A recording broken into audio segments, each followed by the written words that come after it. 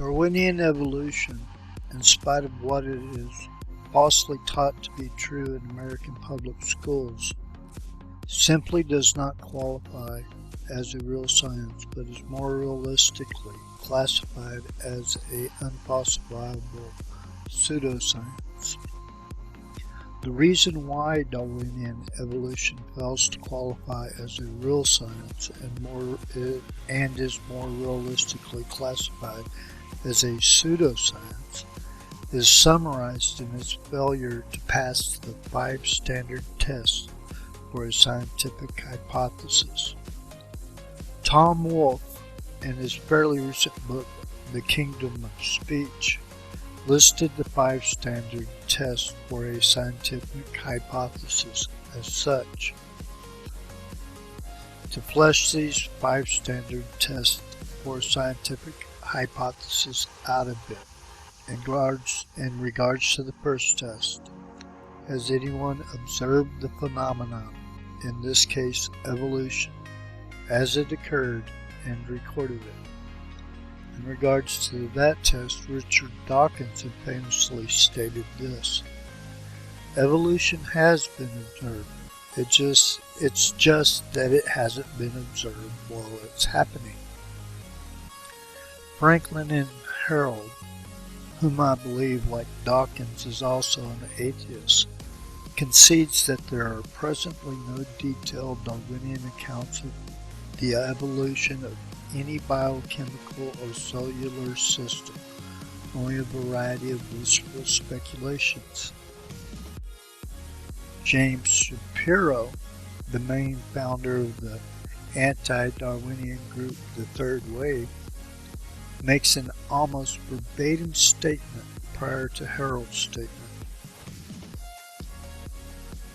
Likewise, in an exchange I had with Larry Morin, who is a professor of evolutionary biology at the University of Toronto, Morin also reluctantly conceded that he had no observational evidence for Darwinian evolution. And indeed, no one can seem to find an example of Darwinian evolution creating a completely new gene or protein. Much less can anyone find evidence of unguided Darwinian processes creating a molecular machine. In fact, as far as observational, experimental evidence is concerned, Darwinian evolution is falsified.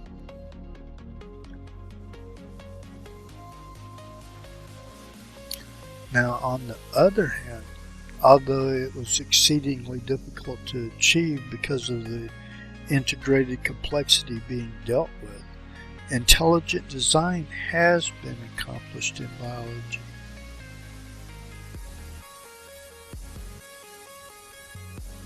In regards to Tom Wolfe's second test for a hypothesis to determine if it is scientific, could other scientists replicate it? Stephen Jay Gould argued that if it were possible to rewind the tape of life, the history of life would not repeat itself. The world would be unfamiliar and most likely lack humans. The reason Gould argued that he would expect a totally different outcome for life is because of randomness. Completely free and unguided randomness is held to be the driving creative force behind Darwinian evolution. In fact, Richard Linsky himself, in his long-term evolution experiment, held that the infamous citrate adaptation that he observed was a non-repeatable event, and that it was therefore undeniable proof of Darwinian evolution. Yet, recently in an experiment that Linsky did not take kindly to, Scott Minnick came along and falsified Linsky's claim that it was Darwinian evolution.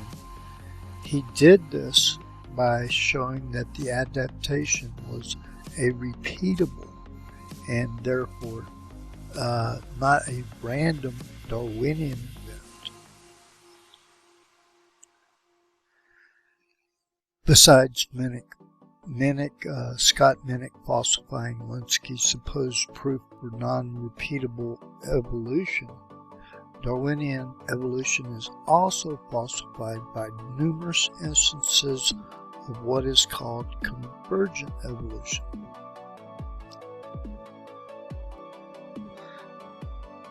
Simon Conway Morris has a website documenting hundreds, if not thousands, of examples of unexpected convergent evolution. In reality, the appeal to convergent evolution by Darwinists, instead of being a realistic scientific explanation, reflects the unscientific nature of Darwinian evolution, in that unexpected empirical findings are never allowed to falsify the core of the theory.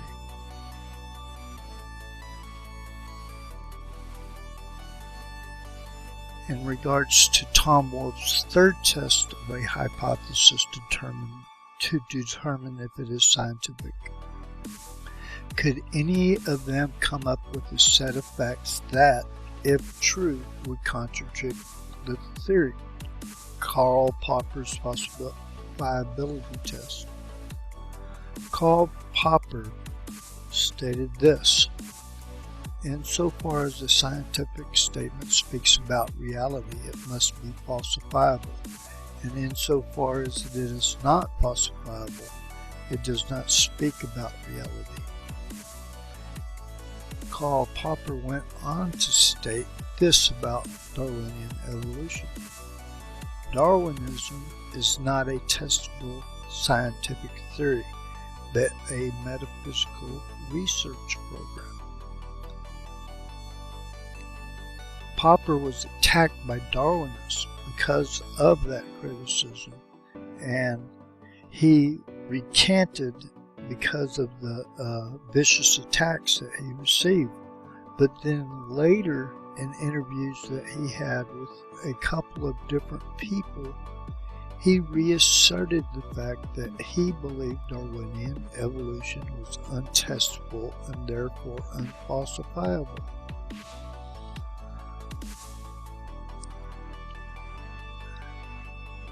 In the minds of Darwinists, evidence is simply never allowed to falsify Darwinian evolution as a scientific theory. The primary reason why Darwinian evolution is not falsifiable by direct experimentation, as other overarching theories of science are, is because Darwinian evolution does not have a rigid mathematical basis like other overarching theories have, a rigid mathematical basis that can be tested against in order to potentially falsify the hypothesis. The main reason why no scientist has been able to develop a rigid mathematical basis for Darwinian evolution, a mathematical basis that can be tested against and potentially falsified, is because there are no known physical laws of nature for Darwinists to build their math on. In other words, there simply is no known law of evolution, such as there is a law of gravity within the known physical universe for Darwinists to build their hypothesis on.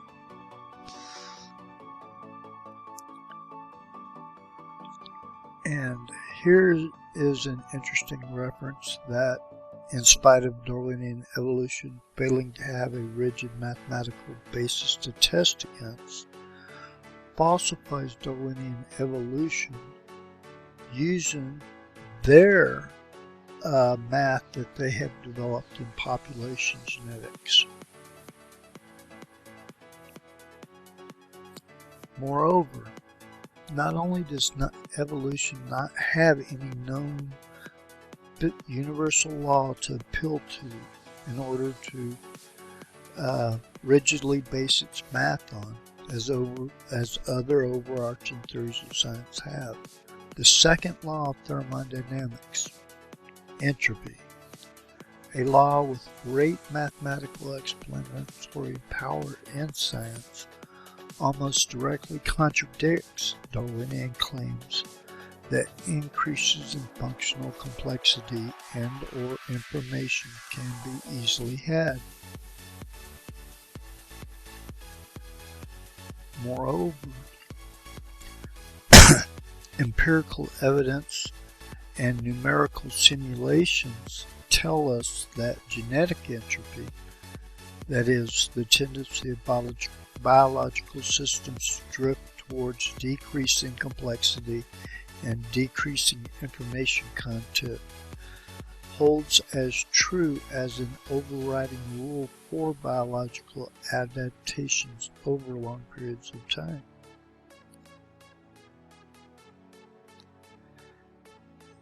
And whereas Darwinian evolution does not have any known physical law of the universe to originally base its math on, in fact it is almost directly contradicted by the second law, as I was just shown, intelligent design does not suffer from such an embarrassing disconnect from physical reality. In other words, intelligent design can base its math on what is known as the law of conservation of information.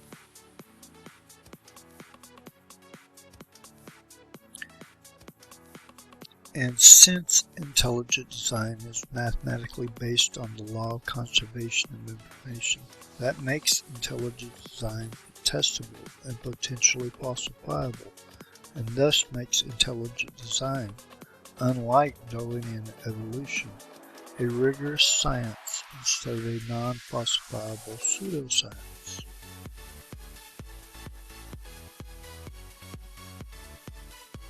In regards to Tom Wolfe's fourth test of a hypothesis to determine if it is scientific, could scientists make predictions based on it? Actually, scientists have made predictions based on Darwinian theory. Unfortunately for Darwinists, all the major predictions of Darwinian evolution have turned out to be false.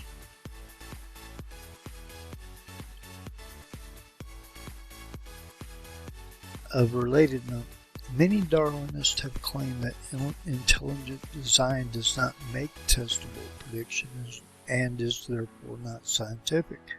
But that claim, like so many other claims from Darwinists, is found to be false. In regards to Tom Wolfe's fifth test of a hypothesis to determine if it is scientific, did it illuminate hitherto unknown or baffling areas of science? This is a particularly interesting failure of Darwinian evolution to think about. The scientific theories have a history of deepening man's understanding of nature and thus providing man with beneficial technological breakthroughs because of that deepened understanding of nature. For instance, Newton's theory of gravity was good enough to land men on the moon, and other theories have other similar breakthroughs associated with them. But evolution, unlike those other scientific theories, has completely failed on this account of fostering research and delivering technological breakthroughs. In fact, instead of fostering discovery, it can be forcefully argued that Darwinian evolution has hindered scientific discovery and has even led to medical malpractice. This is because Darwinian evolution falsely predicted both junk DNA and vestigial organs, which of course led to medical malpractice and hampered research. On the other hand, intelligent design, far from hindering science, as Darwinian evolution has done, is found to be a driver of science. All in all, unlike intelligent design, Darwinian evolution does not qualify as a real science in any meaningful sense of the term real science, but is more realistically classified, at least how Darwinists treat it, as an unfalsifiable pseudoscience. An unfalsifiable pseudoscience that is supported solely by widespread propaganda in the media, by intimidation and censorship in academia, and most importantly, by unrestrained imagination in the art of storytelling in the literature. In other words, by false narrative glosses in the literature that give people the erroneous impression that Darwinism is scientific.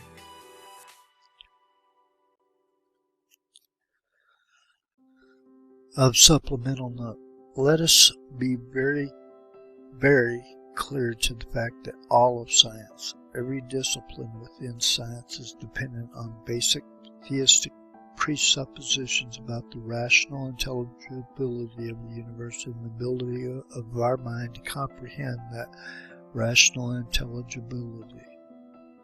Modern science was born and continues to be dependent on those basic theistic presuppositions.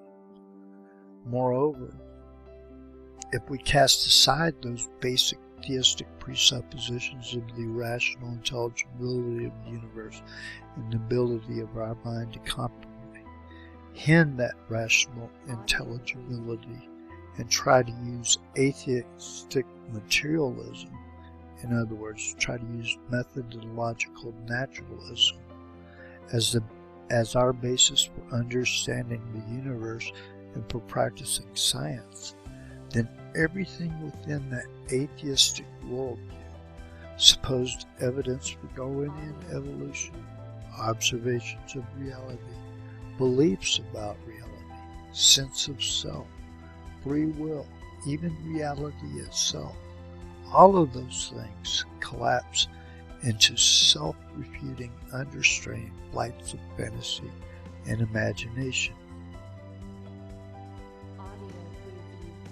To reiterate, given evolution's dependency on sheer imagination and on its shunning of empirical falsification, it would be hard to fathom a worldview that is more antagonistic to modern science than Darwinian evolution and atheistic naturalism in general have turned out to be. Where Darwinian evolution goes off the rails from the basic theological premises that it itself is dependent on in order to practice science in the first place, is that Darwinian evolution uses bad liberal theology to try to establish the scientific legitimacy of its atheistic claims, all the while forgetting that it itself is absolutely dependent on basic theistic presuppositions about the rational intelligibility of the universe and of our minds to be able to comprehend that intelligibility. To this day, Darwinists are still dependent on bad liberal theology in order to try to establish the supposed scientific legitimacy of their claims. Thus, in conclusion, although Darwinists often accuse intelligent design advocates of being practicing a religion, a unfalsifiable religion, the fact of the matter is that the shoe is squarely on the other foot. It is Darwinian evolution itself that is the unfalsifiable pseudoscientific religion.